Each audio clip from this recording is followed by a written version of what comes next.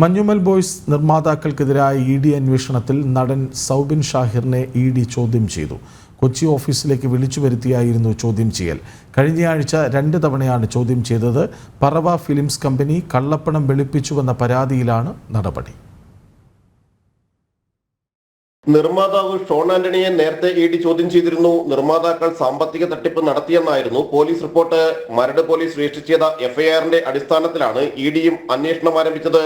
ലാഭവിഹിതം നൽകാമെന്ന് പറഞ്ഞ് സിനിമാ നിർമ്മാണത്തിന് പണം വാങ്ങി വഞ്ചിച്ചുവെന്ന പരാതിയിലായിരുന്നു എറണാകുളം മരട് പോലീസ് കേസെടുത്തിരുന്നത്. 18 കോടി മുടക്കിയ ചിത്രം 250 കോടിയിലധികം രൂപയാണ് ലാഭമുണ്ടാക്കിയത്.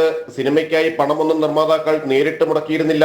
വലിയ ലാഭവിഹിതം വാഗ്ദാനം ചെയ്ത് പലരിൽ നിന്നായി പണം വാങ്ങുകയായിരുന്നു ചെയ്തത്. 7 കോടി രൂപ മുടക്കിയാൽ 40% ലാഭവിഹിതം നൽകാമെന്ന് വാഗ്ദാനം ചെയ്ത് മുടക്കുമുതൽ പോലും നൽകാതെ വഞ്ചിച്ചെന്നായിരുന്നു അരൂർ സ്വദേശി സിറാജ് വലിയതറ ഹമീദ് നൽകിയ കേസ്.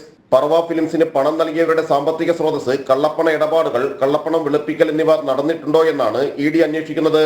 പ്രചരിപ്പിക്കുന്ന കളക്ഷൻ റെക്കോർഡുകൾ കള്ളപ്പണം വെളുപ്പിക്കുന്നതിനാണെന്നാണ് പരാതി. തമിഴ് ബോക്സ് ഓഫീസിൽ മഞ്ഞുമൽ ബോയ്സിന് റെക്കോർഡ് കളക്ഷൻ ലഭിച്ചെന്നായിരുന്നു നിർമ്മാതാക്കൾ അറിയിച്ചത്. മലയാളം സിനിമകൾ തമിഴ്നാട്ടിൽ കൂടുതലായി OTT പ്ലാറ്റ്ഫോമുകളിലായിരുന്നു ആളുകൾ കണ്ടിരുന്നത്.